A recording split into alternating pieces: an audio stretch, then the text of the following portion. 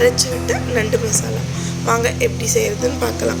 இதுக்கு first mixie ஜாரில் 2 medium size வெங்காயம், 1 கை இஞ்சி பூண்டு, 2 பச்சை மிளகா, 2 தக்காளி, 1 கை கொத்தமல்லி, 1 டீஸ்பூன் சீரகம், 1 டீஸ்பூன் மிளகு, 1 டீஸ்பூன் மஞ்சள்தூள் இதெல்லாம் சேர்த்து நல்லா பேஸ்ட் மாதிரி அரைச்சிக்கோங்க.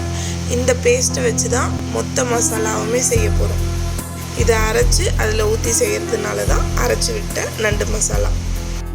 ஒரு பாத்திரத்தில் எண்ணெய் ஊற்றி சீரகம், பச்சை மிளகா, கருவேப்பிலை எல்லாம் நல்லா வதங்கினதும் அரைச்சி வச்சுருக்க மசாலாவை போட்டு நல்லா வதக்குங்க.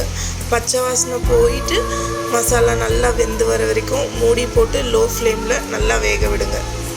மசாலாலேயே உப்பு போடுங்க. உப்பு ரொம்ப லைட்டாக போடுங்க, ஏன்னா நண்டுலேயும் உப்பு இருக்கும். மசாலாவும் நண்டும் நல்லா மேரினேட் ஆகிற வரைக்கும் நல்லா கலக்கி விட்டு லோ ஃப்ளேமில் மூடி போட்டு நல்லா வேக விடுங்க. மிக்ஸி அரைச்சதில் கொஞ்சமாக தண்ணி ஊற்றினா போதும். நிறைய தண்ணி ஊற்றிங்கன்னா குழம்பு மாதிரி ஆகிடும். ஆல்ரெடி நண்டுலேருந்தே நல்லா தண்ணி ரிலீஸ் ஆகும். அடுத்து ஊற வச்ச கசகசா முந்திரியை சேர்த்துருக்கேன். நல்லா டேஸ்ட்டை என்ஹான்ஸ் பண்ணி கொடுக்கும். ஃபைனல் டச்சாக ஒரு 10 மினிட்ஸ் லோ இல்லை மீடியம் ஃப்ளேமில் மூடி போட்டு வேக விட்டு இறக்குனிங்கன்னா அரைச்சி விட்ட நண்டு மசாலா ரெடி. கண்டிப்பாக செஞ்சு பார்த்து சாப்பிட்டு எப்படி இருக்குன்னு மறக்காமல் கமெண்ட் பண்ணுங்கள். வெல்கம் டு திபூஸ் கிச்சன்.